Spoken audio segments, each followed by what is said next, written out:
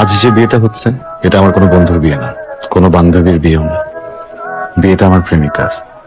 প্রেমিকা প্রাক্তন হবার আগেই অন্যজনের বউ হয়ে যাচ্ছে। আফসোস, আমি কারো কিছুই হতে পারলাম না।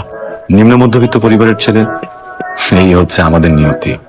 আমরা ভালোবাসি, খুব করে ভালোবাসি, কিন্তু দিন শেষে প্রেমিকার পরিবার বড়লোক জামাই খুঁজে নেয়।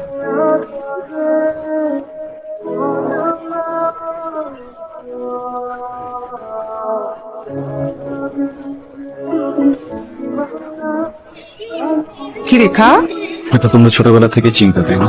আমি না হয় তোমাদের কথা ভেবে চক্ষু লজ্জায় কিছু বলতে পারিনি। তোমরা ফ্যামিলির সাথে একটু কথা বলতে, অ্যাটলিস্ট একটা ফোন দিতে। এখন এসব বলে লাভ কি? মেয়েটার তো বিয়ে হয়ে গেছে, যা হওয়ার তো হয়েছে। না মা, যা হওয়ার তা হয় নাই। এটা জিনিস শুরু হয়েছে, বুঝছো? গতকাল রাত থেকে আমার ভিতরে না জ্বালা পড়া শুরু হয়েছে। এটা তো শেষ হচ্ছে না, কিভাবে শেষ করবো বলো তুমি আমাকে?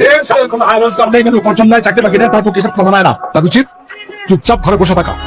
সে কালকে কি খাবে, আরো খেতে পাবে কিনা, সমস্ত চিন্তা ভাবনা করো। আল্লাহ যে তাকে বিনা কর্মে একটা জীবন দিয়েছে, সেজন্য আল্লাহর কাছে শুকরিয়া আদায় করো। শোনো, আসার সময় বাজারটা করে আস। হ্যাঁ সেই তো, আমি তো একাই আছি বাজার করার জন্য, আপনার কেউ নাই। আমি বাজার করবো, সবাই মিলে শুধু খাবে, চিন্তা করবো না, করবো।